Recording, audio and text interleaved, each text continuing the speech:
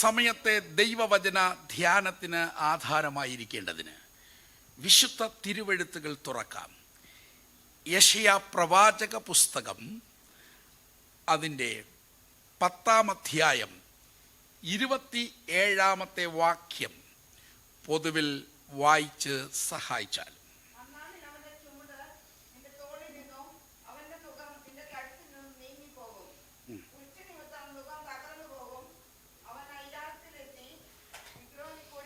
മതി, പുഷ്ടി നിമിത്തം മുഖം തകർന്നു പോകും.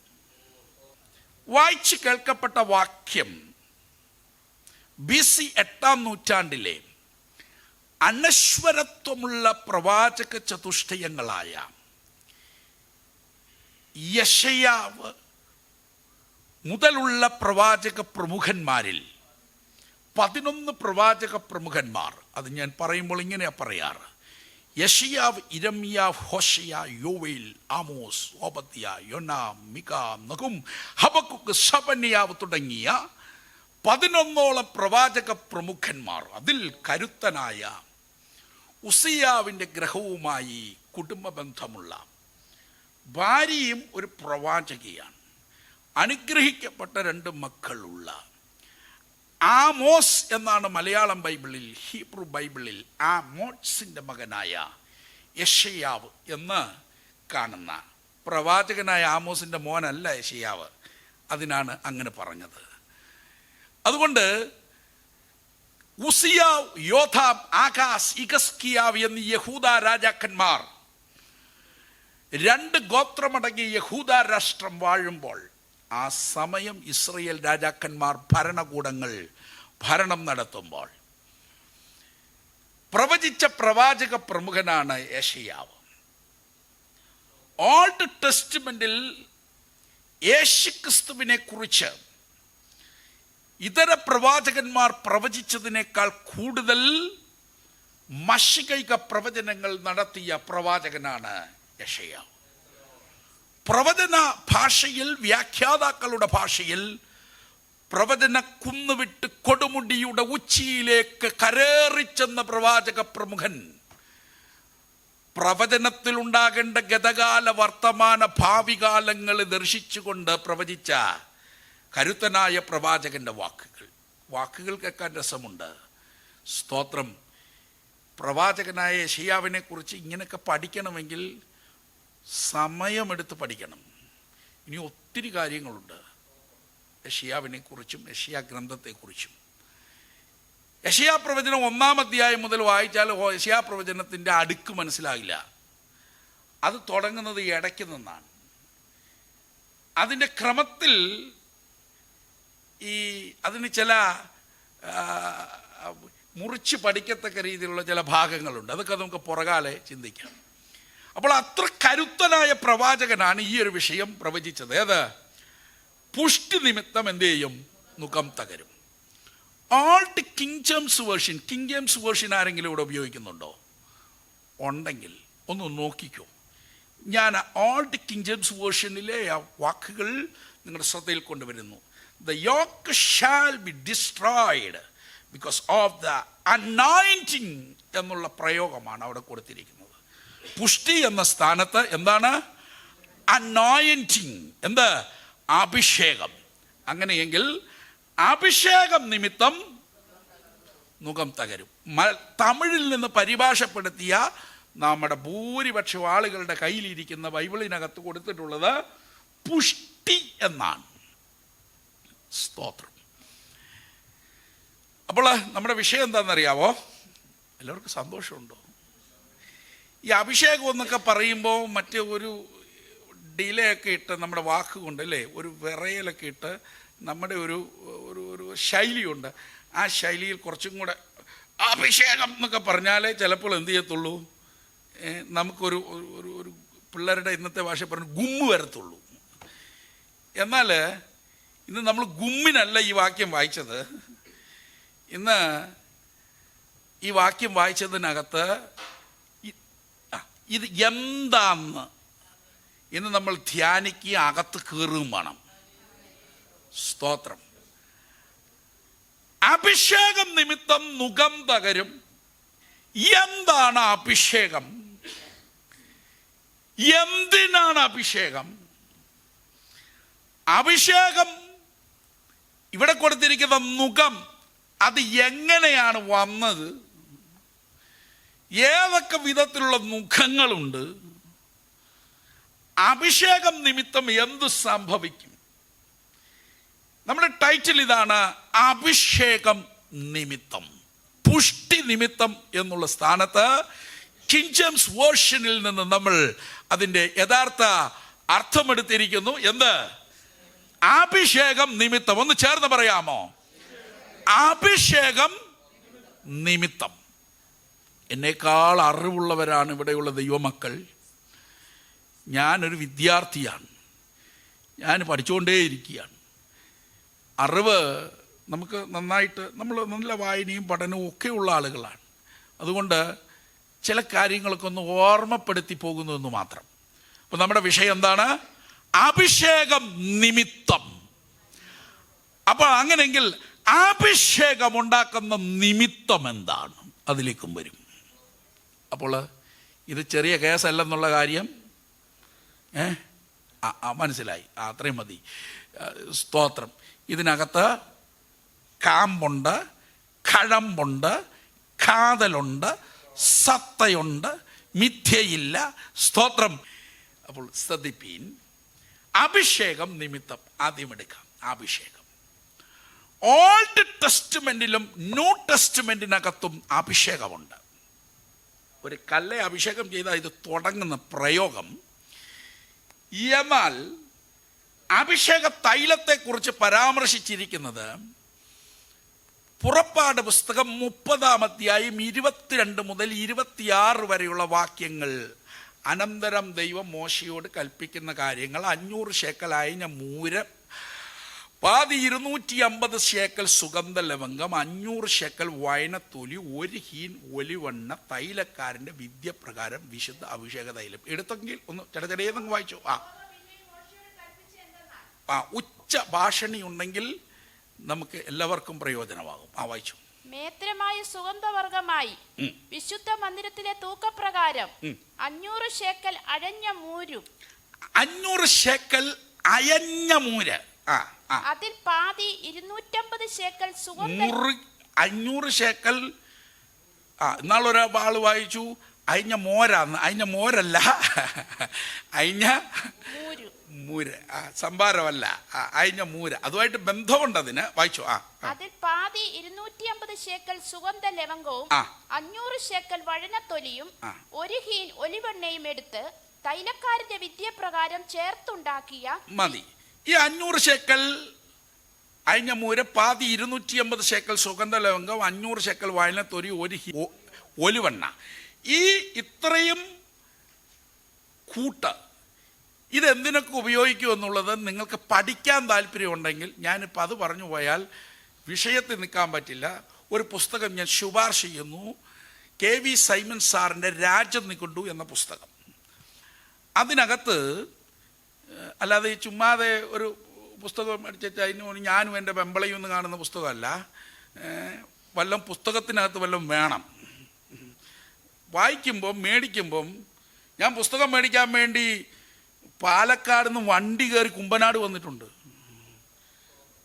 പുസ്തകം മേടിക്കാൻ വേണ്ടി മാത്രം. കാര്യം ആ വിഷയം പഠിക്കണമെങ്കിൽ. സ്തോത്രം. അല്ലാത്തതിന് വലിയ ചിലവൊന്നുമില്ല. നിന്നെയും കൊല്ലും ഞാനും ചാകുമെന്ന് പറഞ്ഞ് നിൽക്കാൻ അത് വലിയ ചിലവൊന്നുമില്ല. മറ്റതിന് വചനത്തിൽ അധ്വാനിക്കണം മണിക്കൂർ കണക്കിന്. ചിലപ്പോൾ ചില വിഷയമൊക്കെ പഠിക്കാനിരുന്ന്, ഞാൻ അറിവിൽ കൂടുതലുള്ള ആളല്ല, രാത്രിയെ മറന്നുപോയിട്ടുണ്ട്. പഠിക്കാനുള്ള കാംക്ഷ കൊണ്ട് ഞാനിത് പ്രചോദനം തരിക. ഞാൻ അറിവിൽ പൂർണ്ണനല്ല. നന്നായിട്ട് ദൈവവചനം കാര്യങ്ങൾ മനസ്സിലാക്കാൻ നന്നായി ബൈബിൾ വായിക്കണം, നന്നായി വചനം ധ്യാനിക്കണം, നന്നായി എന്ത് ചെയ്യണം? പുസ്തകം, അനുബന്ധ ഗ്രന്ഥങ്ങൾ എന്ത് ചെയ്യണം? വായിക്കണം. കുഞ്ഞുണ്ണി മാഷയുടെ വാക്ക് ഇവിടെ ഒന്നും കൂടെ ചേർത്ത് വെക്കുന്നു: വായിക്കും തോറും വളരും, വായിച്ചില്ലെങ്കിൽ വളയും. വായിക്കാത്ത പെന്തക്കോസുകാർ ഇപ്പോൾ 100 കൊല്ലം ഏതാണ്ട് ഇവിടേക്ക് എത്തിയപ്പോൾ വളഞ്ഞു തുടങ്ങി. വളഞ്ഞു വിളഞ്ഞാൽ പിന്നുണ്ടല്ലോ വളവ് നീർക്കാൻ പറ്റില്ല. അതുകൊണ്ട് വളഞ്ഞു പോകാതിരിക്കാൻ എന്ത് ചെയ്യണം? നന്നായി വായിക്കണം. സ്തോത്രം. വളഞ്ഞ് റൂട്ട് മാറി അങ്ങ് പോവും. അതുകൊണ്ട് വേദപുസ്തകം നന്നായി വായിക്കണം, അക്ഷരത്തെറ്റില്ലാതെ വായിക്കണം. നമുക്ക് വേദപുസ്തകം വായിക്കാൻ പുസ്തകത്തിന് മുമ്പിൽ ഇരിക്കുമ്പോൾ ഉറക്കം, നമ്മുടെ ജഡം ചിലപ്പോൾ നമ്മളെ എന്ത് ചെയ്യും? ജഡം ബലഹീനമല്ലേ? എന്നാലും നമ്മൾ ജയിച്ചെന്ത് ചെയ്യണം?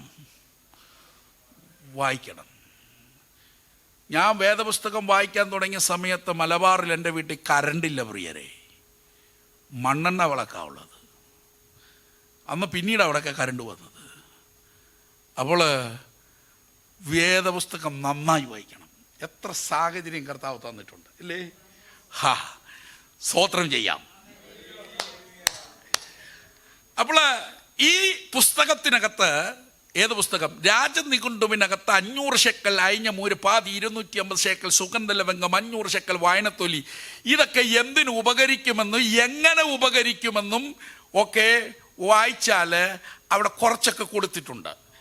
വേദപുസ്തകത്തിൽ കൊടുത്തിരിക്കുന്ന മൂര്, ദൂതായിപ്പഴം, അതുപോലെ തന്നെ അൽബാന പശ, ബൈബിളിൽ കൊടുത്തിരിക്കുന്ന ചന്നിനായകം. ചന്നിനായകമൊക്കെ എന്ന് വെച്ചാൽ ആലുവേരയാണ്. അലുവേര എന്ന് വെച്ച് കഴിഞ്ഞാൽ ഈ എന്തുവാ, കറ്റാർവാഴയുടെ ജെല്ല്, ഇരുമ്പ് ചട്ടിക്കകത്ത് സൂര്യതാപക ചൂടിൽ അത് കുറുക്കി എടുക്കുന്നതാണ് ചെന്നിനായകം. ഈ ചെന്നിനായകമാണ് മിസ്രൈമി കച്ചവടക്കാര് യോസേപ്പിനെ കച്ചവടം ചെയ്യുന്നതിൻ്റെ ആ ഭാഗത്ത് കിടപ്പുണ്ടെന്നേ. വല്ലതും മനസ്സിലാവുന്നുണ്ടോ?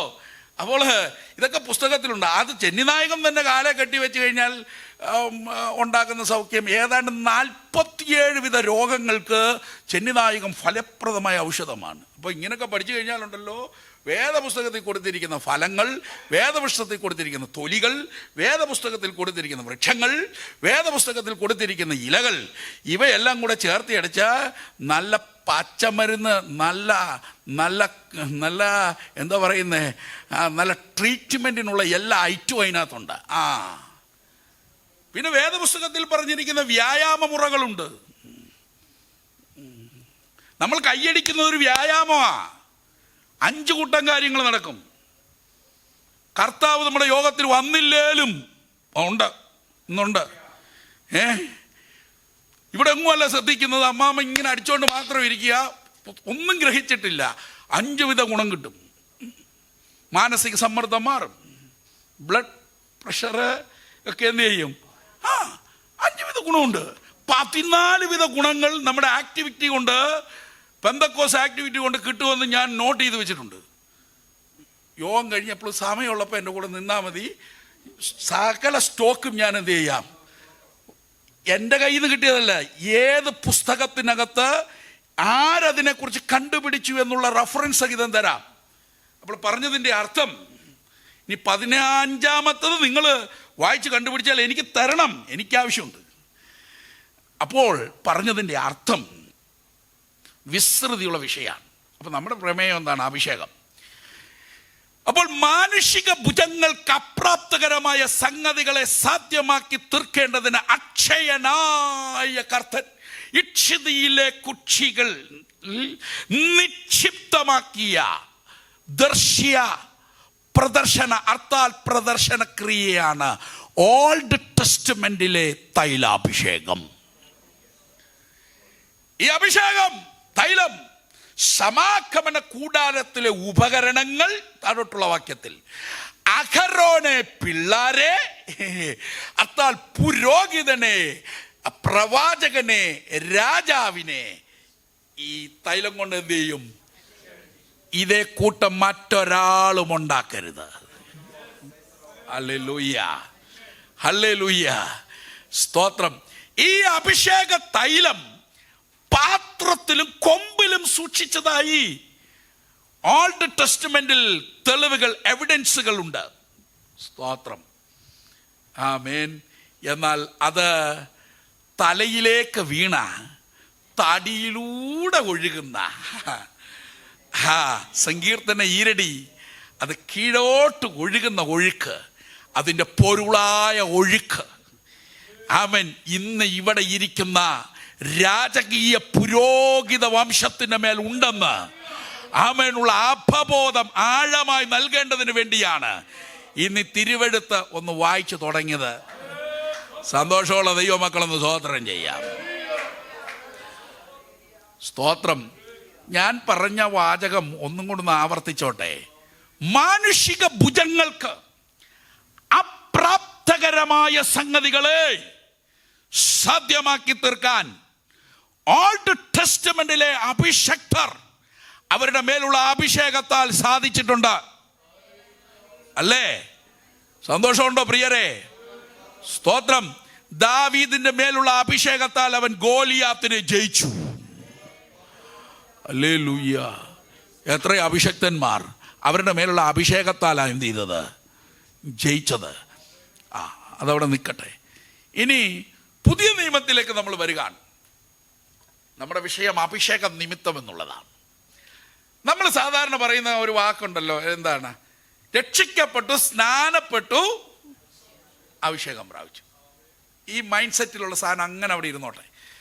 ക്രമം കറക്റ്റാണ്. എടുക്കാം. വിശുദ്ധ തിരുവെഴുത്തിലെ 3 വാക്യങ്ങൾ ഞാൻ ശ്രദ്ധയിൽ കൊണ്ടുവരുന്നു. 3 വാക്യങ്ങൾ അത് വായിച്ച് സഹായിച്ചാലും. കൊരിന്ത്യർക്ക് ശ്ലീഹ പൗലോസ് എഴുതിയ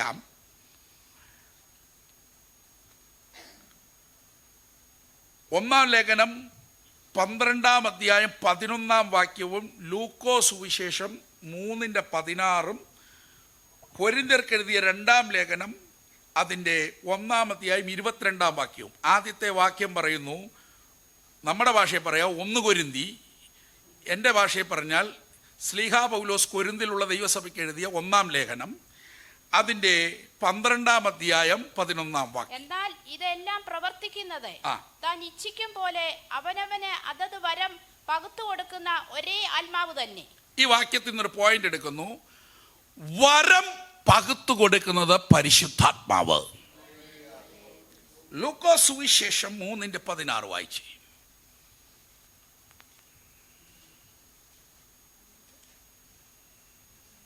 യോഹന്നാൻ എല്ലാവരോടും ഉത്തരം പറഞ്ഞത്, ഞാൻ നിങ്ങളെ വെള്ളം കൊണ്ട് സ്നാനം കഴിപ്പിക്കുന്നു, എന്നാൽ എന്നിലും ബലവാനായവൻ വരുന്നു, അവന്റെ ചെരുപ്പിന്റെ വാറഴിപ്പാൻ ഞാൻ യോഗ്യനല്ല. അവൻ നിങ്ങളെ പരിശുദ്ധാത്മാവും കൊണ്ടും തീയും കൊണ്ടും സ്നാനം കഴിപ്പിക്കും. ആത്മസ്നാനം നൽകുന്നത് യോഹന്നാൻ പറഞ്ഞു, എൻ്റെ പുറകെ വരുന്ന യേശു ക്രിസ്തു. അപ്പൊ ഇങ്ങോട്ട് ശ്രദ്ധിച്ചേ, ആത്മസ്നാനം നൽകുന്നത് യേശു ക്രിസ്തു. 3ാമത്തെ പോയിന്റ് എടുത്താട്ടെ. സ്തോത്രം. കൊരിന്ത്യർക്ക് എഴുതിയ 2 ലേഖനം 1 അധ്യായം 22 വാക്യം. കൊരിന്ത്യർക്ക് എഴുതിയ 2 ലേഖനം 1 അധ്യായം 22. അവൻ നമ്മെ മുദ്രയിട്ടും ആത്മാവ് എന്ന അച്ചാരം നമ്മുടെ ഹൃദയങ്ങളിൽ തന്നുമിരിക്കുന്നു. എന്നാൽ നിങ്ങളെ ആദരിച്ചിട്ടത്ര ഞാൻ ഇതുവരെ കൊരിന്തിൽ വരാഞ്ഞത്. അതിന് ദൈവം സാക്ഷി. നിങ്ങളുടെ വിശ്വാസത്തിന്മേൽ. കൊരിന്ത്യർക്ക് എഴുതിയ 2 ലേഖനം 1 അധ്യായം 22 മുതലുള്ള വാക്യങ്ങൾ വായിച്ചു.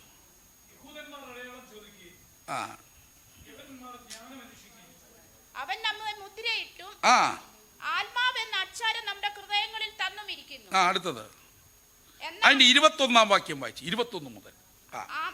ഞങ്ങളെ നിങ്ങളോടുകൂടെ 21, 22 ആണ്. ഇപ്പൊ 22 വായിച്ചത്. 21 വായിച്ചോ. നിങ്ങളോടുകൂടെ ക്രിസ്തുവിൽ ഉറപ്പിക്കുന്നതും നമ്മെ അഭിഷേകം ചെയ്തതും ദൈവമല്ലോ. അപ്പോൾ അഭിഷേകം നൽകുന്നത് ദൈവം. ഇനി എല്ലാവരും കൊണ്ടൊന്ന് ശ്രദ്ധിക്കാവോ? ഒന്ന് ശ്രദ്ധിച്ചാട്ടെ. അല്പം ഒന്ന് ഞാനതാ മറ്റേ പ്രസംഗത്തിന്റെ രീതി ഒന്ന് മാറ്റിയത്. ഇതെന്ത് ചെയ്യണം? മറ്റതൊരു മഴ പെയ്തു പോയ പോലെ അങ്ങ് പോകും. എന്നാൽ ഇത് കുറച്ചും കൂടെ ഹൃദയത്തിലേക്ക് കയറും. അതുകൊണ്ട് അല്പം വേഗത കുറച്ചത്. സ്തോത്രം. അപ്പോൾ ഈ വായിച്ച 3 വാക്യത്തിൽ നിന്നും 3 പോയിന്റുകൾ. 1, ആമേൻ, വരം പകുത്തു നൽകുന്നത് പരിശുദ്ധാത്മാവ്. ആ പരിശുദ്ധാത്മ സ്നാനം നൽകുന്നത് യേശു ക്രിസ്തു. അഭിഷേകം നൽകുന്നത് ദൈവം. ഇതൊന്ന് ചേർന്ന് പറയാവോ? നകത്ത് കയറട്ടെ. സ്തോത്രം, സ്തോത്രം, സ്തോത്രം.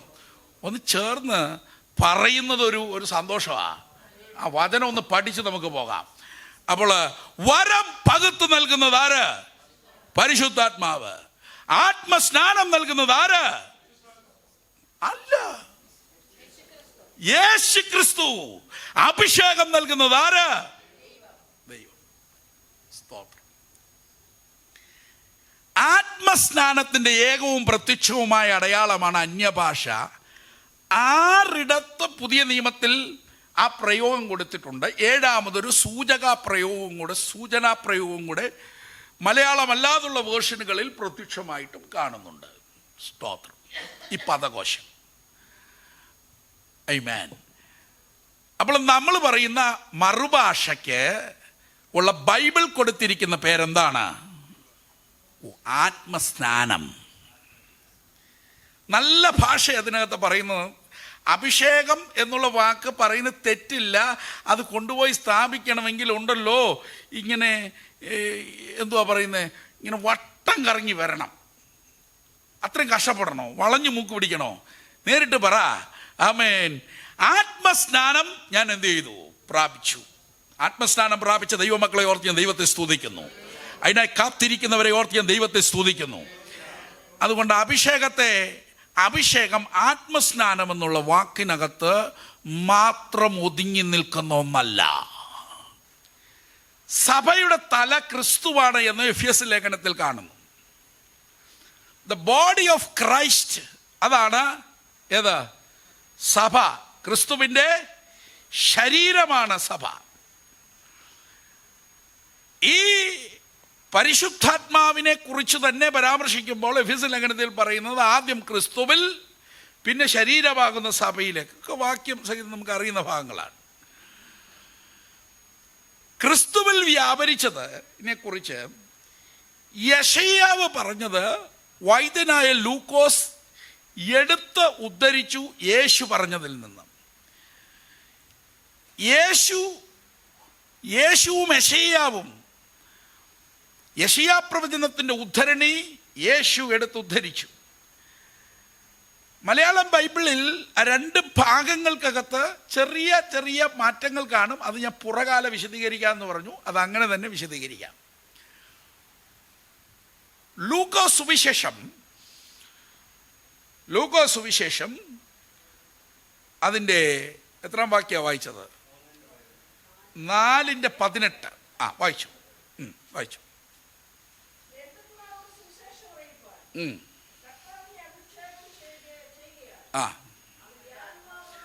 ദരിദ്രന്മാരോട് സുവിശേഷം അറിയിക്കാൻ, സുവിശേഷീകരണത്തിന്, ആത്മാവിലും ദാരിദ്ര്യാവസ്ഥയുള്ളവരിലേക്ക് സുവിശേഷം അറിയിപ്പാൻ. സുവിശേഷത്താൽ തീരുന്ന ദാരിദ്ര്യം അത് മറ്റൊരു പ്രമേയമാണ്. അതങ്ങനെ ഒരു പ്രമേയമായി തന്നെ നമുക്ക് എന്ത് ചെയ്യാം? നമുക്ക് ചിന്തിക്കാം. ആത്മാവിൽ ദരിദ്രരായവർ. നമ്മൾ ഈ ദരിദ്രൻ എന്ന് പറയുമ്പോൾ എല്ലാം കീശയിൽ കാശില്ലാത്തവൻ എന്നാണ് കണക്കാക്കാറ്. കീശയൊട്ടിയവൻ ദരിദ്രൻ. എന്നാൽ ബൈബിളിൽ പലതര ദാരിദ്ര്യത്തെക്കുറിച്ച് പറഞ്ഞിട്ടുണ്ട്. അത് നമുക്ക് ദാരിദ്ര്യം എന്ന പ്രമേയം തന്നെ പഠിക്കുമ്പോൾ ധ്യാനിക്കാൻ പറ്റും. ഇവിടുത്തെ വിഷയം സുവിശേഷം അറിയിക്കാൻ അഭിഷേകം. സ്തോത്രം. യേശുവിൻ്റെ മിനിസ്ട്രിയുടെ സിംബോളിക്കൽ ആക്ഷൻ മിനിസ്ട്രിയാണ്, പ്രതിരൂപാത്മകമായ ശുശ്രൂഷയാണ് കർത്താവ് നമ്മുടെ മേൽ പകർന്നിരിക്കുന്നത്. ഹല്ലേലൂയ. ക്രിസ്തുവിൽ വ്യാപരിച്ചെങ്കിൽ അത് അഹരോന്റെ തലയിലൊഴിച്ച അഭിഷേക തൈലം താടിയിലൂടെ കീഴോട്ട് ഒഴുകിയെന്ന് സങ്കീർത്തനം 134 അത് 133 തോന്നുന്നു. ഇതാ സഹോദരന്മാർ ഒത്തൊരുമിച്ച് വസിക്കുന്ന എത്ര ശുഭവും എത്ര മനോഹരവുമാകുന്നു, അത് വസ്ത്രത്തിന്റെ വിളമ്പിൽ നിന്ന് നീണ്ടു കിടക്കുന്ന കറവന്റെ താടിയിലേക്ക് ഒഴുകുന്നതായ വിശേഷ തൈലം പോലെയും. സ്തോത്രം. ഓക്കെ, സങ്കീർത്തനം അത്രേ ഉള്ളൂ, ഇച്ചിരി ഉള്ളൂ ആ സങ്കീർത്തനം അല്ലേ? 133. 133 ഏതാണ്ട് നമ്മുടെ ഉന്നം കറക്റ്റാ. അപ്പോൾ ആ വിശേഷ തൈലം അത് കീഴോട്ട് തലയിൽ ഒഴിച്ച തലേ നിൽക്കത്തില്ല, തലേന്ന് അത് കീഴോട്ട് ഒഴുകുകയാണ്. ഇതുപോലെ ആ കീഴോട്ട് ഒഴുകിയത് ഓതറയിൽ യേശുവിന്റെ ബോഡി ഓഫ് ആമേൻ സ്തോത്രം, ആ ക്രിസ്തുവിന്റെ ശരീരം, ആമേൻ ക്രിസ്തുവിന്റെ ശരീരത്തിന്റെ ഭാഗം ഓതറയിലുണ്ട്. സന്തോഷത്തോടെ സ്തോത്രം ചെയ്യാം. അങ്ങനെങ്കിൽ സുവിശേഷം അറിയിക്കാനുള്ള അഭിഷേകം, ഹല്ലേലൂയ, ആ അഭിഷേകത്തിന്റെ നിറവിൽ ആണ് സ്ലീഹന്മാരെല്ലാവരും പുറപ്പെട്ടത്. നിങ്ങൾ പുറപ്പെടണം, അതിനു മുമ്പ് നിങ്ങൾ പ്രാപിച്ചിട്ട് വേണം പുറപ്പെടാൻ. സ്തോത്രം. സുവിശേഷം എന്നുള്ളത് പുതിയ നിയമത്തിൽ 5 പ്രത്യേക പ്രയോഗങ്ങളോടുകൂടെ കൊടുത്തിട്ടുണ്ട്. 5 സുവിശേഷമുണ്ട്. അപ്പൊ ആ ആശയക്കുഴപ്പമാക്കി പറയാം. 1 രാജ്യത്തിന്റെ സുവിശേഷം, 2 ദൈവകൃപയുടെ സുവിശേഷം, എൻ്റെ സുവിശേഷം, വേറൊരു സുവിശേഷം, നിത്യസുവിശേഷം. കിട്ടിയോ? ഇനി റെഫറൻസ് ചോദിച്ചാൽ മതി. എല്ലാ റെഫറൻസ് സഹിതമുണ്ട്. നമ്മുടെ വിഷയം അതല്ലാത്ത കൊണ്ട് അങ്ങോട്ട് പോകാത്തത്.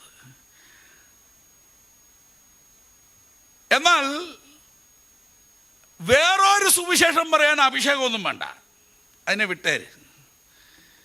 ഈ അഭിഷേകം വേണ്ട, അതിനെ വിട.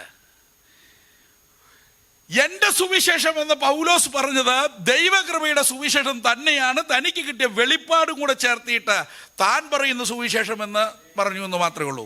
അതുകൊണ്ട് ദൈവകൃപയുടെ സുവിശേഷവും എൻ്റെ സുവിശേഷവും ഒന്നാണ്. അപ്പൊ പിന്നെ 2 അതിൽ നിന്ന് മുറിഞ്ഞു പോയാൽ ബാക്കി എത്രയായി? ഇനി നിത്യസുവിശേഷം അത് പറയുന്നത് 70-ാം ആഴ്ചവട്ടത്തിലാണ്. എന്ന് വെച്ചാൽ 70-ാം ആഴ്ചവട്ടം ആരംഭിച്ചോ? ഇല്ല. 70-ാം ആഴ്ചവട്ടം എന്ന് ആരംഭിക്കും? സഭയുടെ ഉൽപ്രാവണാനന്തരം. ആമേൻ. സഭയുടെ എടുക്കപ്പെടൽ എന്നുള്ളതിനുള്ള വാക്കാണ് ഇത് ഉൽപ്രാവണം. നല്ല ഭാഷ തന്നെ അകത്തിരിക്കട്ടെ, വേദശാസ്ത്ര ഭാഷ തന്നെ നമ്മുടെ കയ്യിലിരിക്കുന്ന നല്ലതാണ്. സഭയുടെ ഉൽപ്രാവണം, രൂപാന്തരം, സ്തോത്രം, അതുപോലെ തന്നെ പുനരുത്ഥാനം, ഈ പ്രയോഗങ്ങളൊക്കെ അകത്തിരിക്കുന്നത് നല്ലതാണ്. അപ്പൊ സഭയുടെ ഉൽപ്രാവണാനന്തരമാണേത് 70-ാം ആഴ്ചവട്ടം എന്ന് വിശേഷിപ്പിക്കുന്ന 14 വിധ പേരുകളിൽ യാക്കോബിന്റെ കഷ്ടകാലം എന്ന് വിശേഷിപ്പിക്കുന്ന ആ 70-ാം ആഴ്ചവട്ടം നിറവേറുന്നത്. അത് നമുക്ക് എസ്കറ്റോളജിയുടെ ഭാവികാല ശാസ്ത്രത്തിൻ്റെ കാതലായ ഭാഗമാണ്. സ്തോത്രം. 70-ാം ആഴ്ചവട്ടത്തെക്കുറിച്ച് മാത്രം ഞാൻ എടുത്ത 3 ദിവസത്തെ ക്ലാസ് പുറമറ്റത്ത് എടുത്തത് യൂട്യൂബിനകത്ത് അപ്ലോഡ് ചെയ്തിട്ടുണ്ട്.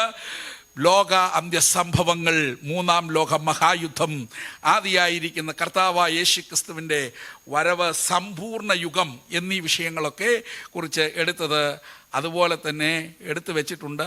ദൈവമക്കൾ എപ്പോഴെങ്കിലൊക്കെ ശാന്തമായിരുന്ന് ധ്യാനിച്ചാൽ അത് കൂടുതൽ വേദവചനം പഠിക്കുന്നതിന് കാരണമാകും. നമ്മുടെ വിഷയത്തിൽ നിൽക്കുന്നു. അപ്പോൾ സുവിശേഷം പറയാൻ എന്ത് വേണം? അപ്പോൾ അതിനകത്ത് 2 സുവിശേഷം, 2 ഒന്ന് രാജ്യത്തിൻ്റെ സുവിശേഷവും, അപ്പോ നിത്യസുവിശേഷം 70-ാം ആഴ്ചവട്ടത്തിൽ പറയുന്നത്, അതാ ഞാൻ പറഞ്ഞത്, അത് ദൂതനാണ്, നമ്മളല്ല. അപ്പോൾ 69-ഉം 70-ഉം ആഴ്ചവട്ടങ്ങൾക്കിടയിലെ കൃപായുഗം എന്ന് വിളിക്കുന്ന, പരിശുദ്ധാത്മാ യുഗം എന്ന് വിളിക്കുന്ന, സുപ്രസാദകാലം എന്ന് വിശേഷിപ്പിക്കാവുന്ന ഈ കാലത്തിൽ, സ്തോത്രം, അതാണ് 69-ഉം 70-ഉം ആഴ്ചവട്ടങ്ങൾക്കിടയിലാണ് ഓതറ സഭയൊക്കെ സഭാവുള്ള സ്ഥലം മേടിച്ചതും, സെമിത്തേരി മേടിച്ചതും, സെൻറ്റർ ഉണ്ടാക്കിയതും, ഏരിയ ഉണ്ടാക്കിയതും, സ്റ്റേറ്റ് ഉണ്ടാക്കിയതും, ജനറൽ ഉണ്ടാക്കിയതും ഒക്കെ ഈ 69 ഈ ബ്രാക്കറ്റ് പീരീഡിലെ പരിപാടിയാ. സ്തോത്രം. പിന്നെ നമ്മളങ്ങ് അതിനകത്തങ്ങ് മൂപ്പിച്ച് അങ്ങ് മൂത്ത് കയറിയപ്പോൾ നമ്മൾ ഇതൊക്കെ അങ്ങ് മറന്നുപോയെന്നേ ഉള്ളൂ. ദൈവിക പഞ്ചാംഗത്തിലെ 69 90, 70 ആഴ്ചവട്ടങ്ങൾ ദൈവത്തിൻ്റെ കാര്യപരിപാടിയുടെ ഇടയ്ക്കുള്ള ഒരു ബ്രാക്കറ്റ് പീരീഡിലാണ് നമ്മുടെ ഈ ഇടപാട് മുഴുവനും. സ്തോത്രം. അതിനെക്കുറിച്ച് എഫേസ്യ ലേഖനത്തിൽ കൊടുത്തിരിക്കുന്നത് മർമ്മമാണെന്നാണ് ഈ പീരീഡ്. അത് മർമ്മമായിരുന്നു. ഹല്ലേലൂയ. ആ മർമ്മത്തിൻ്റെ ഉള്ളിലാണ് നമ്മൾ ഈ ധർമ്മം എന്ത് ചെയ്യുന്നത്, കർത്താവ് ഏൽപ്പിച്ച ഈ ധർമ്മമൊക്കെ നിറവേറ്റുന്നത്. അപ്പം നമ്മുടെ വിഷയം അഭിഷേകം. രാജ്യത്തിൻ്റെ സുവിശേഷം അറിയിക്കാൻ യേശു ശിഷ്യന്മാരെ അയച്ച സമയം ഒന്ന് ശ്രദ്ധിക്കണം. നിങ്ങൾ എന്ത് ചെയ്യരുത്, പൊക്കണം എടുക്കരുത്, 2 ഉടുപ്പ് പാടില്ല, അല്ലേ? ചെരുപ്പിടാം, ചെരുപ്പിടരുത്, 2നും വാക്യമുണ്ട്. പിന്നെ വടി വാക്യം കൊടുത്തിട്ടുണ്ട്. അപ്പോൾ ഇങ്ങനെ അവരോട് പിന്നൊരു കാര്യം പറഞ്ഞു, നിങ്ങൾ ഇസ്രയേലെ കാണാതെ പോയ ആടുകളുടെ അരികിലേക്ക് അല്ലാതെ മറ്റെങ്ങോട്ടും എന്ത് ചെയ്യരുത്, ഞാൻ ഇതെല്ലാം വാക്യസഹിതം പിന്നീട് തരാം. സ്തോത്രം. എന്നാൽ ദൈവകൃപയുടെ സുവിശേഷം, വിശ്വാസത്താലുള്ള രക്ഷ, യേശുവിൻ്റെ ക്രൂശീകരണം വിളംബരം ചെയ്തുകൊണ്ടുള്ള രക്ഷ, അതും മനുഷ്യനെയാണ് ഏൽപ്പിച്ചത്. അപ്പോൾ രാജ്യത്തിൻ്റെ സുവിശേഷവും രാജ്യത്തിൻ്റെ സുവിശേഷീകരണത്തിൻ്റെ പൂർത്തീകരണം നടക്കുന്നത് 70-ാം ആഴ്ചവട്ടവുമായി ബന്ധമുണ്ട്. എന്നാൽ ആമേൻ, രാജ്യത്തിൻ്റെ സുവിശേഷത്തിൻ്റെ വിളംബരവും ദൈവകൃപയുടെ സുവിശേഷത്തിൻ്റെ വിളംബരത്തിനും ദൈവം തിരഞ്ഞെടുത്തത് മനുഷ്യനെയാണ്. അവർക്ക് കർത്താവ് പ്രത്യേക അധികാരം കൊടുത്തു. സ്തോത്രം. അവരോട് പറഞ്ഞു, പാമ്പുകളെയും തേളുകളെയും ശത്രുവിന്റെ സകല ബലത്തെയും ചവിട്ടാനുള്ള അധികാരം. സ്തോത്രം. അപ്പോൾ ആ കാലിൻ്റെ പവർ ഒന്ന് ശ്രദ്ധിച്ചു നോക്കണം. ഹല്ലേലൂയ. നിങ്ങൾ കാല് വയ്ക്കുന്ന ദേശം നിങ്ങൾക്ക് അവകാശമായിരിക്കും. ആമേൻ. ഉള്ളങ്കാലിൻ്റെ വെള്ളയിൽ പോലും ദൈവിക അധികാരത്തെ ദൈവം പകർന്ന് വിടുകയാണ്. ആമേൻ. ശത്രുവിന്റെ സകല ബലത്തെയും. സ്തോത്രം. ഓദ്രയിലുള്ള ദൈവസഭ ഒന്ന് തിരിച്ചറിയണം, സഭയുടെ മേലുള്ള അതോറിറ്റി സാത്താനെ കണ്ട് ഭയന്ന് നിൽക്കാനല്ല, ശത്രുവിന്റെ സകല ബലത്തെയും ചവിട്ടാനുള്ള അധികാരം സഭയ്ക്കുണ്ട്. രക്ഷിക്കപ്പെട്ട ദൈവ പൈതൽ തിരിച്ചറിയുന്നെങ്കിലൊന്ന് സ്തോത്രം ചെയ്യാം. ക്രിസ്തു ശിഷ്യന്റെ മേൽ കർത്താവ് അത് പകർന്നിട്ടുണ്ട്. നിങ്ങൾ എന്ത് ചെയ്യണം? രോഗികളെ സൗഖ്യമാക്കണം, ഭൂതങ്ങളെ പുറത്താക്കണം. ഇതൊക്കെ സുവിശേഷീകരണത്തോടുള്ള ബന്ധത്തിലാണ്. Hallelujah, hallelujah, hallelujah. അതുകൊണ്ട് ഈ മിനിസ്ട്രി ആരംഭിച്ചത് നമ്മുടെ കർത്താവാണ്. ഇന്നിവിടെ സപ്ത മഹിമ പൂർണ്ണനായി ഏറ്റവും നള്ളി വന്നിരിക്കുന്ന നമ്മുടെ കർത്താവാണ് ഈ മിനിസ്ട്രി ആരംഭിച്ചത്. അങ്ങനെയെങ്കിൽ ആ കർത്താവ് ഏൽപ്പിച്ച ശുശ്രൂഷയുടെ തുടർച്ചയാണ് എളിയവരായ കർത്തൃദാസന്മാരുടെ കരങ്ങളിലൂടെ നടക്കുന്നത്. അത് നമ്മുടെ സ്വന്തം മിടുക്കല്ല. അങ്ങനെയെങ്കിൽ ആമേൻ, സുവിശേഷം അറിയിക്കാൻ വേണ്ടി ഹല്ലേലൂയ പകരപ്പെട്ടിരിക്കുന്ന അഭിഷേകത്തെ നാം തിരിച്ചറിയണം. ഹല്ലേലൂയ, സ്തോത്രം. അതുകൊണ്ട് ഈ അഭിഷേകം എന്നുള്ളത് 4 കെട്ടിൻ്റെ ഉള്ളിൽ ചലിക്കാൻ മാത്രമുള്ളതല്ല. അഭിഷേകം എന്നുള്ളത് ആമേൻ, ആ അഭിഷേകത്തോടു കൂടെ പുറത്തേക്ക് ഇറങ്ങിയാൽ ആമേൻ, നീ കാൽ ചവിട്ടുന്ന വീട് അവകാശമാകും. അങ്ങനെ ആമേൻ, നമ്മെക്കുറിച്ചുള്ള വിളി തിരിച്ചറിഞ്ഞ് സമർപ്പിതരാകുന്ന ദൈവമക്കളെ ഓർത്ത് ദൈവത്തെ സ്തുതിക്കുന്നു. ഇന്ത്യൻ ഖാവുകളിൽ യേശുവിന്റെ നാമത്തിന്റെ അധികാരത്തിൽ ആമേൻ കാൽവെക്കത്തക്ക രീതിയിൽ ഈ ഭാരതം യേശുവിന്റെ നാമത്തിന്റെ മഹത്വത്തിന് വേണ്ടി വിടുവിക്കപ്പെടത്തക്ക രീതിയിൽ അനേകരെ ഇവിടുന്ന്, ഈ രാജ്യത്തിൽ നിന്ന് നീതിയിലേക്ക് തിരിക്കാനായിട്ടാണ് ദൈവം നമ്മെ അഭിഷേകം ചെയ്തിരിക്കുന്നത്. അതുകൊണ്ട് നമ്മൾ എന്ത് ചെയ്യണം?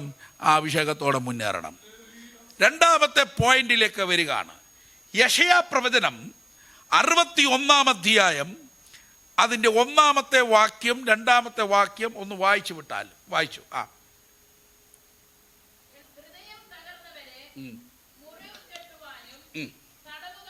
ഇനി എല്ലാവരും കൂടെ ശ്രദ്ധിച്ചാട്ടെ.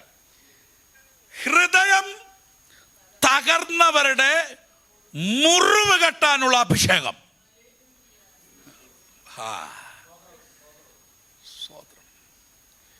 എന്തോന്ന് ഒന്ന് ചേർന്ന് പറയാവോ? ഹൃദയം തകർന്നവരുടെ ഹല്ലേലൂയാർ ആന്തരിക മുറിവ് കെട്ടാനുള്ള അഭിഷേകം. അതിന് ഇങ്ങനെ എടുക്കാം, മുറിവ് കെട്ടാനുള്ള അഭിഷേകം. എന്തോ അഭിഷേകമാ? സഭാ ഹോളിനകത്ത് സ്പ്രിങ്ങേലിരിക്കാനുള്ളത് അത് അഭിഷേകം തന്നെയാണ്. എന്നാൽ അഭിഷേകത്തിന് ആ മുഖം മാത്രമല്ല, ഹൃദയം തകർന്നവരുടെ മുറിവ് കെട്ടാനുള്ള അഭിഷേകം. അതൊന്ന് കുറിച്ചു വെച്ചോ, അത് ഹൃദയത്തിലും ഇരിക്കട്ടെ. ബൈബിളിൽ 18 പ്രാവശ്യമുള്ള പ്രത്യേക മുറിവ് എന്ന പ്രയോഗം ശ്രദ്ധയിൽപ്പെട്ടു. അതിൽ 12 വിധ മുറിവുകളുണ്ട്. 12 മുറിവുകൾ. ആ മുറിവുകളെ എല്ലാം 12 മുറിവിനെയും 3 വിഭാഗത്തിലേക്ക് വിഭജിച്ച് വെക്കാൻ സാധിക്കുന്നു. ഒന്ന് ശാരീരിക മുറിവ്, 2 മാനസിക മുറിവ് അഥവാ ആന്തരിക മുറിവ്, 3 പ്രാവചനിക മുറിവ്. സ്തോത്രം. അപ്പൊ ഇതിനകത്ത് കാര്യമുണ്ടോ? സ്തോത്രം. ഒന്ന് മറന്നു പോകരുത്, ആ പോയിന്റുകളൊന്ന് അകത്തിരിക്കണം. എന്തൊക്കെ? 1 ശാരീരിക മുറിവ്, 2 മാനസിക മുറിവ്, 3 പ്രാവചനിക മുറിവ്. മാനസിക മുറിവ് ആന്തരിക മുറിവാണ്. ഈ എല്ലാ മുറിവും അഭിഷേകത്താൽ കെട്ടപ്പെടും. സന്തോഷത്തോടൊന്ന് സ്തോത്രം ചെയ്യാമോ? ഈ 3 കാറ്റഗറിയിലുള്ള മുറിവുകൾ എത്ര ആഴത്തിലുള്ളതായാലും, എത്ര നാളുകൾ പഴക്കമുള്ളതായാലും, ഏതെല്ലാം ഇടപെടലുകളിലൂടെ പൊറുപ്പിക്കാൻ നോക്കിയിട്ട് പൊറുക്കാത്തതായാലും, അഭിഷേകത്തോടെയുള്ള സമീപനത്തിൽ അവൻ അഭിഷേകത്തോടുകൂടെ അതിനോട് സമീപിക്കുമ്പോൾ തന്നെ ആ മുറിവുകൾ അഭിഷേകത്താൽ പൊറുക്കപ്പെടുമെന്ന് അവൻ തിരുവഴുത്ത് പഠിപ്പിക്കുന്നത് നമ്മൾ ഗ്രഹിക്കാൻ പോവാണ്. കരം ഉയർത്തി ദൈവത്തിനൊന്ന് മഹത്വം കരേട്ട. അതിനകത്ത് എല്ലാത്തിനും ഓരോ സാമ്പിള് മാത്രം. നമ്മളൊക്കെ ബേക്കറിയിലൊക്കെ ചെന്ന് കഴിഞ്ഞാൽ ഹൽവ ചുമന്ന ഇരിപ്പുണ്ട്, പല കളർ അല്ലേ, ബ്ലാക്ക് ഇരിപ്പുണ്ട്, കോഴിക്കോടൻ ഒറിജിനൽ എന്നൊക്കെ പറഞ്ഞിരിപ്പുണ്ട്. എന്നാൽ ഈ കോഴിക്കോട് മിഠായി തെരുവിലൊക്കെ ചെന്ന് കഴിഞ്ഞാൽ അവിടെ ഇത് ധാരാളം, എല്ലായിടത്തും ഉണ്ട്, അവിടെ ധാരാളമുണ്ട്. അവരെല്ലാവരും മാടി വിളിക്കും. ഞാൻ ധാരാളം അതിൽ പോകുമ്പോൾ ഇങ്ങനെ അവരുടെ വിളി കേട്ടിട്ടുണ്ട്. ഭയങ്കര വിളിയാണ്, ആത്മാർത്ഥമായിട്ട് വിളിക്കും. വിളിക്കുന്ന വിളിയൊക്കെ കേൾക്കുമ്പോൾ നമുക്ക് കയറി ചെല്ലാൻ നമ്മൾ എത്ര സ്നേഹത്തോടെ വിളിക്കുന്നതെന്നറിയാവോ? എന്നാൽ അവർ സാമ്പിളായിട്ട് സാറേ എന്നൊക്കെ പറഞ്ഞ് നമ്മുടെ കൈ തരും. ഇതുപോലെ 1-2 സാമ്പിള് നമുക്ക് മാത്രം എന്ത് ചെയ്യാം? ഈ രണ്ടാമത്തെ പകലിൽ നമുക്ക് സാമ്പിള് മാത്രം ഒരു മൂലയിൽ നിന്ന് കട്ട് ചെയ്തെന്ത് ചെയ്യും? അത് ഒന്ന് ഈ നാവിൻ്റെ ഇങ്ങേ അറ്റം മുതൽ അങ്ങേ അറ്റം വരെ രുചിക്ക് പല ലെയറുകളുണ്ട്. അത് പഠിച്ചിട്ടുണ്ടോ? സ്തോത്രം. അല്ലാതെ ചുമ്മാ ഇത്ര നീളൊരു നാക്ക് കർത്താവ് തന്നേക്കുമല്ല. ചില ചിന്ത അത് വർത്താനം പറയാൻ മാത്രമാണ്. അതൊന്നുമല്ല. നാക്ക് രുചിക്കാനും കൂടെ ഉള്ളതാണ്. അതിൻ്റെ രുചിയൊക്കെ പിന്നെ അതിന് പല ഘടകങ്ങളുണ്ട്. ഉമിനീര്, പല ഘടകങ്ങളുണ്ട്. ശാസ്ത്രീയമായ ഒത്തിരി വശങ്ങളുണ്ട്. നന്നായി അറിയുന്നവരിവിടെ ഉണ്ട്. ഞാൻ അതിനെക്കുറിച്ച് വിശദീകരിച്ച് വിഷമവൃത്തത്തിൽ ഞാനാകുന്നില്ല. ശ്രദ്ധിക്കൂ. അപ്പോൾ സാമ്പിള് എടുക്ക്. നമുക്ക് തിരുവഴുത്തിലേക്കാണ് നമ്മൾ പ്രവേശിക്കാൻ പോകുന്നത്. സ്തോത്രം. ഇങ്ങോട്ട് ശ്രദ്ധിച്ചേ. അപ്പം നമ്മൾ പഠിച്ച ഒന്നാമത്തെ സ്തോത്രം പോയിന്റ് എന്താണ്? അല്ല, അവൻ സുവിശേഷം അറിയിക്കാനുള്ള അഭിഷേകം. 2 മുറിവ് കെട്ടാനുള്ള അഭിഷേകം. അപ്പോൾ ഇങ്ങനെ മുറിവ് കെട്ടാനും സുവിശേഷം അറിയിക്കാനും ഇനി നമ്മൾ ഓരോന്ന് ഏകദേശം 26 എണ്ണം കിടപ്പുണ്ടത്. അപ്പോൾ അങ്ങനെ ഉള്ളത് ഈ അഭിഷേകം സ്തോത്രം. ഇത് ജ്വലിക്കാതെ വണ്ണം, ഇത് ഈ അഭിഷേകത്തിലേക്ക് ആളുകൾ വരാതെ വണ്ണം ഇതിന് മുമ്പിലുള്ള തടസ്സത്തിൻ്റെ പേരാണ്, ഇത് സ്വതന്ത്രമായി ചലിക്കാതെ വണ്ണം പലയിടത്തും നുകയിരിപ്പുണ്ട്. നമ്മുടെ കുറിവാക്യം അഭിഷേകം നിമിത്തം എന്ത് ചെയ്യും? നുകം. ഈ നുകം എന്നുള്ളത് ആ നുകത്തിൻ്റെ കീഴിലൊക്കെ കാളെ അങ്ങോട്ട് കയറ്റി അതിൻ്റെ പെടലിക്ക് അത് വെച്ച ശേഷം പിന്നെ ഒരു കയറും കൂടി ഇടും. ആ കയറിന് പുസ്തകത്തിലൊരു പേര് കൊടുത്തിട്ടുണ്ട്. യെശയ്യാവ് 58:6 തോന്നുന്നു ആ കയറ് കിടപ്പുണ്ട്. ഒന്ന് വായിക്കാമോ?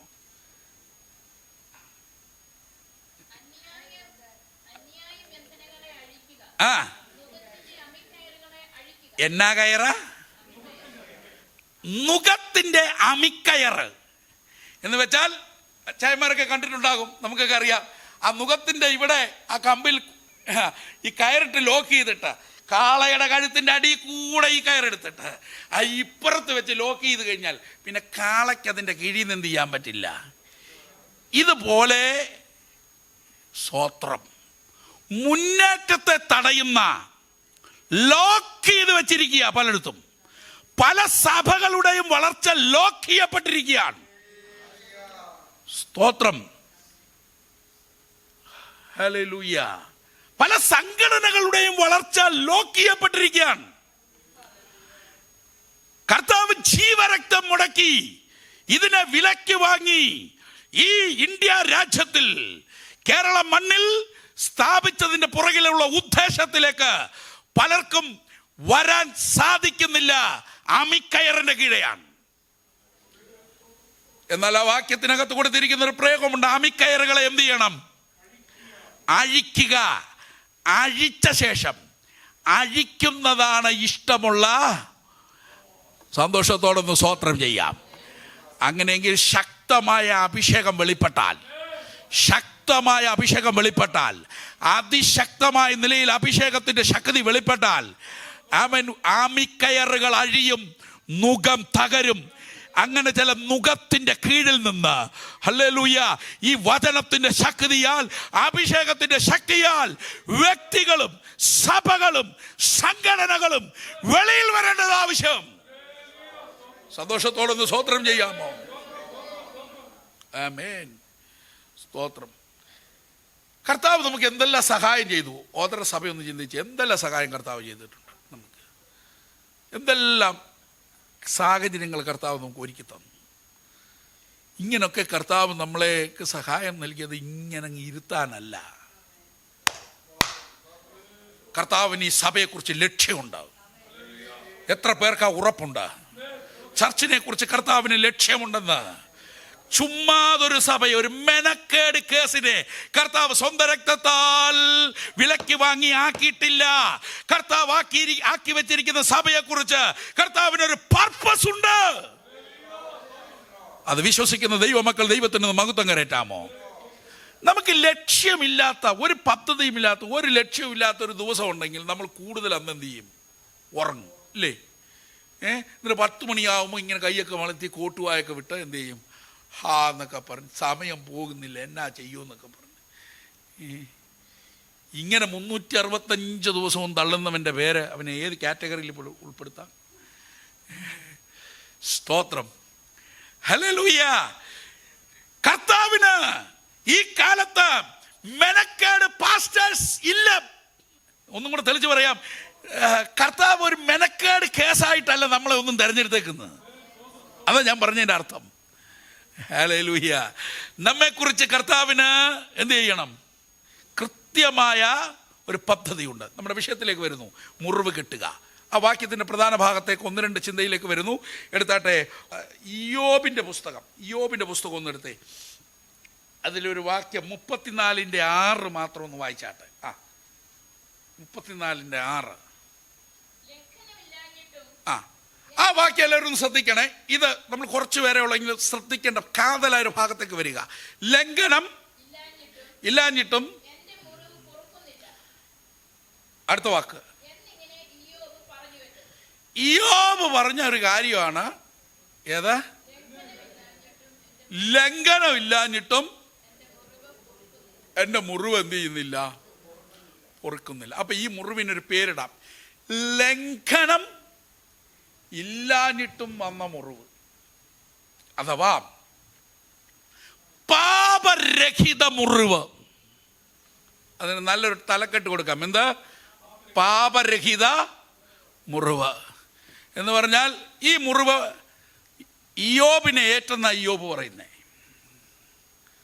ഇയ്യോബിന്റെ മുറിവുണ്ടല്ലോ, വലിയ മുറിവാണ്. ഇയ്യോബിന്റെ ശരീരത്തിലുണ്ടായ മുറിവിനേക്കാൾ വലിയ മുറിവ് മാനസികമായിട്ടുണ്ടായിട്ടുണ്ട്. ഇയ്യോബിന്റെ ഉണ്ടായ മുറിവിന്റെ വലിപ്പം, അത്രയും വലിപ്പം ഓതറയിൽ ആർക്കെങ്കിലും അത്രയും വലിയ മുറിവുണ്ടോന്ന് നോക്കാം നമുക്ക്. ഇയ്യോബിന്റെ തൊഴുത്തിൽ എത്ര കന്നാലിയുണ്ട്?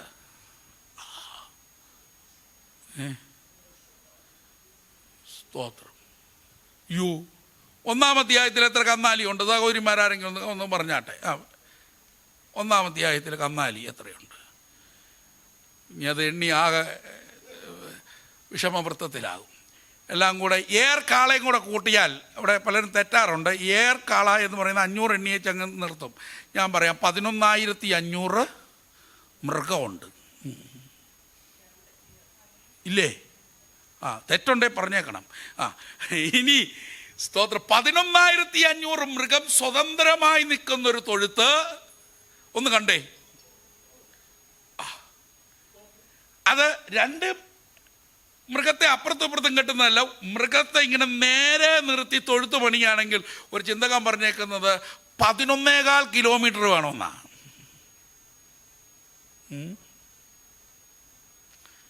12 കൊല്ലം മുമ്പ് എഴുതിയൊരു പുസ്തകത്തിൽ അദ്ദേഹം, ഒരു ചിന്തകൻ, അതിനെക്കുറിച്ച് കൊടുത്തിരിക്കുന്നത് 1,42,20,000 രൂപയുടെ മൃഗം കാണുമെന്നാണ്. എൻ്റെ ദൈവമേ, ഇതെല്ലാം കൂടെ സ്വിച്ചിട്ട പോലെ, നമ്മുടെ പണ്ട് അമ്മമാരൊക്കെ പറയും മാടനടിച്ച് ചത്തൂന്ന് എന്ന് പറഞ്ഞ പോലെ, ഇതെല്ലാം കൂടെ ഒന്നിച്ച്, മാടനടിച്ചതൊന്നും അല്ല കേട്ടോ ഇയ്യോബിന്റെ തൊഴുത്തില്. ഇവിടെ ഒരു കോഴിക്കുഞ്ഞ് ചത്തതിൻ്റെ നിരാശയോടുകൂടാണ് സഭായോഗത്തിന് ആരാധിക്കാതിരിക്കുന്നത്.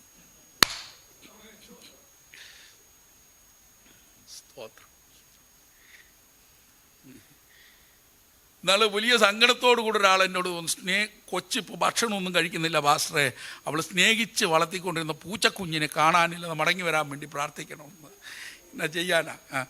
അപ്പോൾ നമ്മൾ പിള്ളേർ പറയുന്ന പോലെ സെഡായിരിക്കുന്നത്, പിള്ളേരുടെ ഭാഷയാണ്, നമ്മൾ സെഡായിരിക്കുന്നത് അധികം കേസൊന്നും വേണ്ട, സാര കാര്യം. രാവിലെ ആക്റ്റീവായിരുന്നു, ഫോൺ തുറന്ന് വാട്സപ്പിൽ നോക്കിയപ്പം ഇഷ്ടപ്പെടാത്ത ഒരു ചാറ്റ് കണ്ടു, നമുക്ക് കൊള്ളുന്ന വാക്ക്, ഒരു വോയിസ് ക്ലിപ്പ് കേട്ടു, അപ്പം തന്നെ എന്ത് ചെയ്തു? ഓഫായി. ഇയ്യോബിനെ പ്രിയരെല്ലാവരും ഇവിടെ ഉണ്ടോ? പിന്നെ പിള്ളേരെല്ലാം പോയി, സകലതും പോയി, ശരീരവും പോയി, ഭാര്യയും വാക്കുകൊണ്ട് പറഞ്ഞകന്നു. അല്ലേ? സ്തോത്രം. സുഹൃത്ത് വൃന്ദം ഒക്കെ, അതിൻ്റെയൊക്കെ വൃത്തത്തിന് കുറച്ചും കൂടെ വ്യാപ്തി വന്നു. ഇവിടെ പറയുന്ന കാര്യം, ഈ മുറിവ് എന്തുകൊണ്ട്? ഞാനൊരു തെറ്റും ചെയ്തിട്ടല്ല, ഞാനൊരു കുറ്റം ചെയ്തിട്ടല്ല, പാപരഹിത മുറിവ്. ഹല്ലേലൂയ. ഇങ്ങനെയുള്ള മുറിവ് വരുമ്പോൾ നമുക്ക് സാധാരണ ഉണ്ടാകുന്നൊരു കാര്യമുണ്ട്, പെറുപ്പെറുപ്പ് അല്ലേ? 2 വാക്യങ്ങൾ ഞാൻ ശ്രദ്ധയിൽ കൊണ്ടുവന്നിട്ട് അങ്ങ് പ്രാർത്ഥിക്കാൻ പോവാണ്. ജോബിൻ്റെ പുസ്തകത്തിൽ നിന്ന് തന്നെ എടുക്കാം. സ്പീഡ് കുറച്ചത് എനിക്ക് കുറച്ച് അണപ്പ് കുറച്ച് പറഞ്ഞാൽ മതി, ദൈവമക്കൾക്കും വചനം കയറുമല്ലോ, അതുകൊണ്ട് ഇച്ചിരി സ്പീഡ് കുറച്ച്, വെപ്രാളം കുറച്ച്, അതുകൊണ്ട് ഉണർവ് കുറവൊന്നുമല്ല, നമ്മൾ ഇച്ചിരി വെപ്രാളം കുറച്ചങ്ങ് പറയുന്നതേ ഉള്ളൂ. എടുക്കാം. യോബിൻ്റെ പുസ്തകം 38:2 ആദ്യം ഒന്ന് വായിക്കാം. 1-2 വാക്യം ഒന്ന് വായിച്ചാട്ടെ.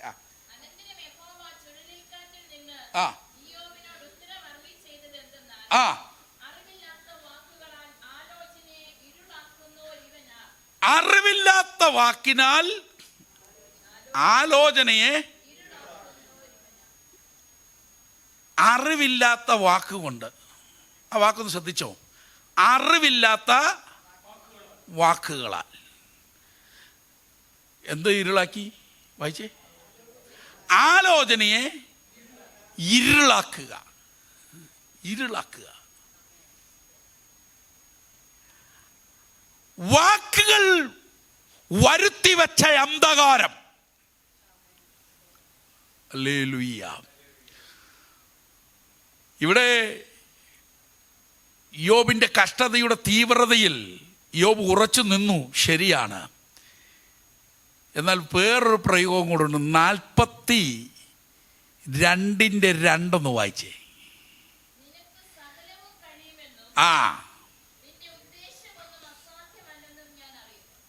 അടുത്തത്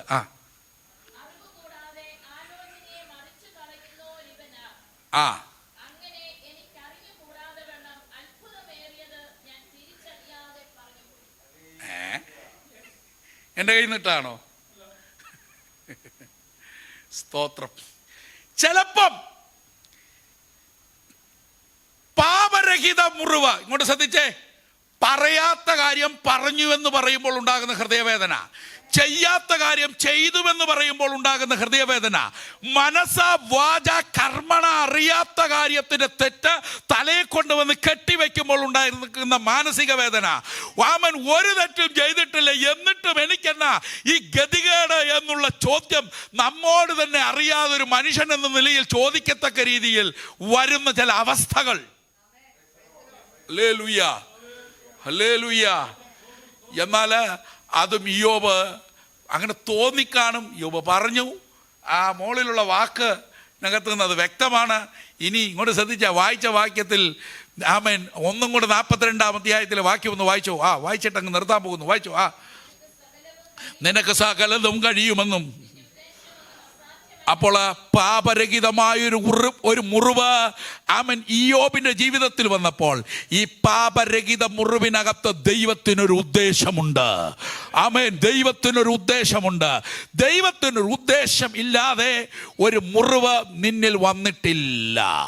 ചില മുറിവുകൾ അവൻ എന്തുകൊണ്ടത് സംഭവിച്ചു, എന്തുകൊണ്ടത് വന്നു?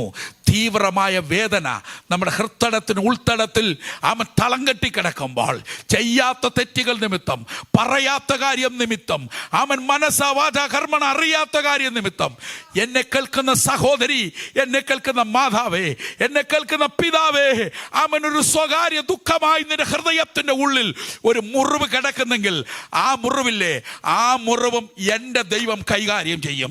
എത്ര പേരത് തിരിച്ചറിയുന്നുണ്ട്? അവൻ അഭിഷേകത്തിന്റെ ശക്തി അതിനെ കൈകാര്യം ചെയ്യും. അവൻ മുറിവേറ്റവരുടെ മുറിവ് കെട്ടും അഭിഷേകം. ഹല്ലേലൂയ. സഭയ്ക്കകത്ത്, കുടുംബത്തിനകത്ത്, സംഘടനയ്ക്കകത്ത്, അവൻ തൊഴിൽ സ്ഥാപനത്തിൽ ഒക്കെ ഇങ്ങനെയുള്ള മുറിവുകൾ വരാം. നമുക്ക് ചില മുറിവുകൾ ഉണ്ടാകുന്നത് ഈ കഷണ്ടിക്കും പിന്നെ ഡാഷിനും മരുന്നില്ലെന്ന് കേട്ടിട്ടില്ലേ? കണ്ണിൻ്റെ ഉള്ളിൽ ഡാഷ് കേട്ടിട്ടില്ലേ? അസൂയ, അത്രേ ഉള്ളൂ ഡാഷ്, ഇനി വേറൊന്നുമില്ല. നന്നായി പഠിച്ചപ്പം, നന്നായി പാടിയപ്പോൾ, നന്നായി പ്രസംഗിച്ചപ്പോൾ, നല്ല ഒരു അഭിനന്ദനം കിട്ടിയപ്പം അതിനെ ഇനി അത് കിട്ടാതെ വണ്ണം എങ്ങനേലും അതിൻ്റെ ആ നല്ല അവാർഡിൻ്റെ മുൻപിൽ കരിയോയിൽ ഒഴിക്കാൻ കലക്കിക്കൊണ്ടിരിക്കുന്ന കരിയോയിൽ കുപ്പി പറഞ്ഞ് മനസ്സിലാവുന്നുണ്ടോ പ്രിയരെ? സ്തോത്രം. ഇങ്ങനൊക്കെ ഉണ്ടായിരിക്കുന്ന മുറിവുകളുണ്ട്. സ്തോത്രം. എന്നാൽ ഈ മുറിക്കാനുള്ള അഭിഷേകം പലർക്കും ഉണ്ട്. സ്തോത്രം. നാളെ ഒരു പുള്ളി എന്നോട് പറഞ്ഞു, എന്നെ ദൈവം ഏൽപ്പിച്ച ശുശ്രൂഷ ഇങ്ങനെ സോപ്പിടിയിലൊന്നുമില്ല, കീറുന്ന ശുശ്രൂഷയാന്ന് പറഞ്ഞു. ഞാൻ പറഞ്ഞു, കീറാറാകുമ്പോൾ ഞാൻ വിളിക്കാമെന്ന് പറഞ്ഞു. സ്തോത്രം. വെട്ടിമുറിച്ചിട്ടേച്ച് പോകാൻ എളുപ്പമാ. വെട്ടിമുറിച്ചിട്ടേച്ച് പോകാൻ എളുപ്പമാ. സ്തോത്രം. മുറിവ് കെട്ടുന്നത് അത് ഉണങ്ങി വരാൻ അല്പം സമയമെടുക്കും. ഹല്ലേലൂയ. ഇന്ന് ഞാൻ ഈ സന്ദേശത്തിൻ്റെ സമാപനത്തിൽ ഒരു കാര്യം ചോദിക്കുന്നു. മുറിവ് കെട്ടാനുള്ളൊരു അഭിഷേകം ദൈവത്തോട് ചോദിക്കാൻ എത്ര പേര് ഏൽപ്പിച്ചു കൊടുക്കും? ദൈവസന്നിധിയിൽ നിന്ന് ഏൽപ്പിച്ചു കൊടുക്കുക. കർത്താവെ, മുറിവേറ്റവരുടെ അരികിലേക്ക് ചെന്നിട്ട് സാരമില്ല ബ്രദറെ എന്ന് പറഞ്ഞ് ചേർത്ത് പിടിച്ച്, സാരമില്ല സഹോദരി എന്ന് പറഞ്ഞ് ചേർത്ത് പിടിച്ച് ആന്തരികമായി മുറിക്കപ്പെട്ടവരുടെ മുറിവുകളെ വചനം വെച്ച് കെട്ടേണ്ടതിനുള്ള അഭിഷേകം, ആ അഭിഷേകം ഏറ്റെടുക്കാൻ എത്ര പേരിവിടെ ഉണ്ട്? എത്ര പേരുണ്ട്? ദൈവത്തിൻ്റെ സന്നിധിയിൽ ഒന്ന് സമർപ്പിച്ചൊന്ന് സ്തോത്രം ചെയ്യാമോ? കർത്താവേ, മുറിവ് കെട്ടാനുള്ള അഭിഷേകം, യേശുവിൻ്റെ മേൽ വ്യാപരിച്ച അഭിഷേകം, മുറിവ് കെട്ടാനുള്ള അഭിഷേകമെങ്കിൽ ആ അഭിഷേകമാണ് ശരീരമാകുന്ന സഭയിലേക്ക് ഒഴുക്കപ്പെട്ടതെങ്കിൽ മുറിവ് കെട്ടാനുള്ള അഭിഷേകത്തോടെ എഴുന്നേൽക്കാൻ ഇന്ന് പകലിൽ പരിശുദ്ധാത്മാവ് ചിലരോട്, ഇന്ന് കൂടി വന്നിരിക്കുന്നവരോട് ഹൃദ്യമായി ഇടപെടുന്ന നിമിഷങ്ങളാണ്. എല്ലാ കണ്ണുകളും അടച്ച് അല്പനേരം പ്രാപിച്ച ദൈവകൃപയിൽ ഒന്ന് സ്തോത്രം ചെയ്യാൻ അധരങ്ങളൊന്ന് വിട്ടുകൊടുത്താട്ട്, അധരങ്ങളൊന്ന് വിട്ടുകൊടുത്ത് സ്തോത്രം ചെയ്താട്ട്. ധൂരാമന ഘടകമന ഹതുന പ്രബദന ഘടകക്ഷസിയാന്തന. വിസ്മൃതിയുള്ള ഒരു ദൂതിൻ്റെ ഒരു അംശം മാത്രം നാം ധ്യാനിച്ച് നിർത്താൻ പോവുകയാണ്. ഈ ദൂത് കേട്ട വചനം ഒന്ന് ഏറ്റെടുത്ത് അല്പനേരം ആത്മാവിൽ അന്യഭാഷാ ഭാഷണം നാവിലുള്ളവർ അന്യഭാഷാ ഭാഷണത്തോടെ അല്പനേരം ദൈവത്തെ ഒന്ന് ആരാധിച്ചു തുടങ്ങിയാട്ട്. അന്തൽ ഘടക ക്ഷസിയാതന. മുറിവേറ്റവരുടെ മുറിവ് കെട്ടാൻ നിന്റെ നാവിനെ ദൈവം അഭിഷേകം ചെയ്യുകയാണ്. ഓ രാധേനെ സിയാന്തന. മുറിവേറ്റവരുടെ മുറിവ് കെട്ടാൻ, മുറിവേറ്റവരുടെ മുറിവ് കെട്ടാൻ.